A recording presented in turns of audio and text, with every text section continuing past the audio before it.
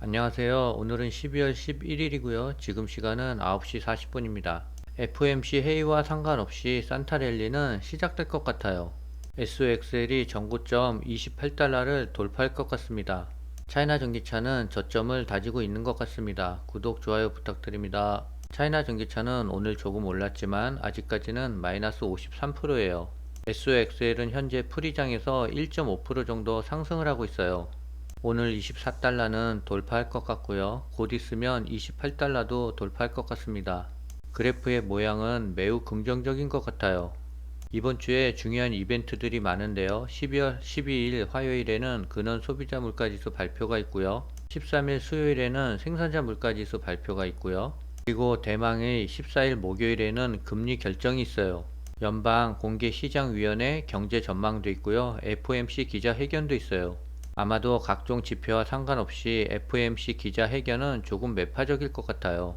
그러나 시장에서는 FOMC 매파적인 기자회견을 믿지 않을 것 같아요. 이미 미국 증시는 산타랠리가 시작된 것 같습니다.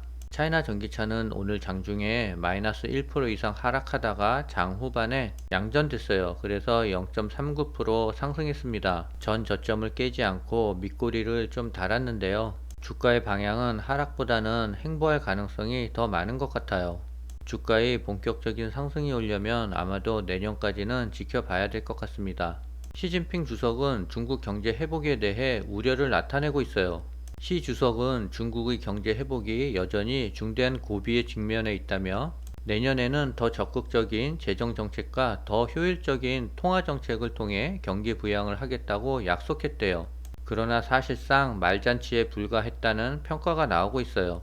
파이낸셜 타임스는 8일 신화통신을 인용해 시 주석이 공산당 정치국 연설에서 팬데믹 이후 중국 경제가 회복하고 있지만 어려운 국제정치, 경제 환경과 국내의 경기 순환적인 또 구조적인 문제에 직면해 고전하고 있다는 점을 시인했다고 전했어요. 그는 현재 중국 경제의 회복은 여전히 중대 고비에 놓여 있다면서 중국이 당면한 개발 여건이 복합적이래요.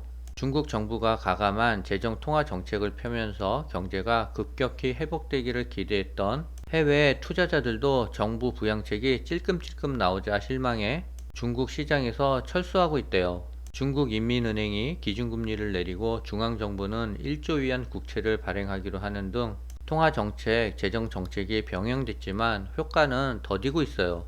이에 시 주석은 적극적이면서 효과적이고 동시에 신중한 재정 통화 정책을 주문한 가운데 공산당 정치국은 경제 선전을 강화하자는 점을 강조했대요. 정치국은 8월 회의에서 정부가 적극적인 재정 정책과 신중한 통화 정책을 계속해서 펼치도록 내년 경제 정책을 논의하는 자리를 마련하겠다고 밝혔어요. 정치국은 중앙정부가 재정정책의 질과 효용성을 높이는 한편 통화정책은 유연하고 적절하며 정확하고 효과적이어야 한다라고 선언했어요.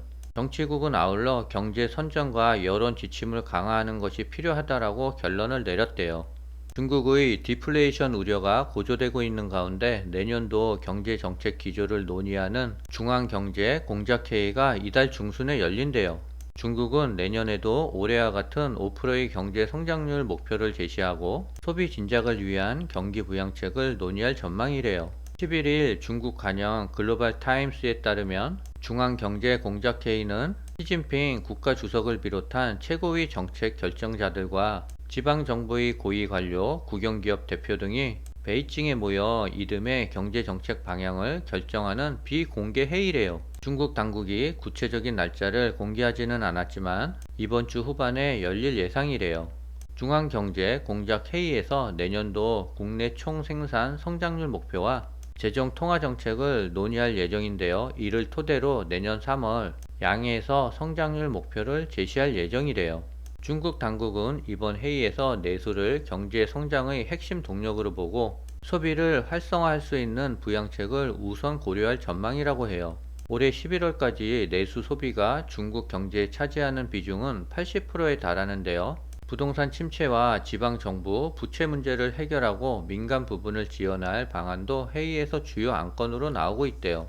글로벌 타임스는 중앙정치국 회의는 내년 경제 회복을 공고히 하고 위험을 낮추며 고품질 개발을 촉진하는데 정책 우선순위를 두겠다는 신호를 보냈다며 경제 공작 회의에서는 소비를 진작시킬 만한 몇 가지 경기 부양책을 마련할 가능성이 크다라고 전하고 있어요. 중국의 11월 자동차 판매가 300만 대 육박하며 회복세로 이어가고 있대요. 11일 중국 자동차 협회에 따르면 11월 중국의 자동차 판매는 297만 대로 전년 대비 27.4%가 증가했대요.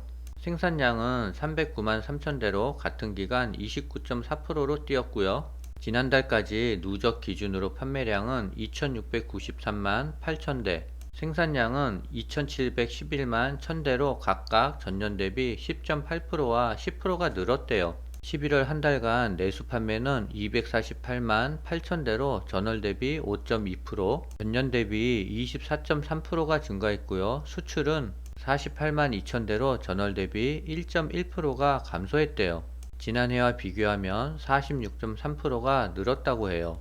11월까지 누적 기준으로 내수 판매는 2252만 6천 대, 수출은 441만 2천 대로 각각 한 해 전보다 4.7%와 58.4%가 증가했대요.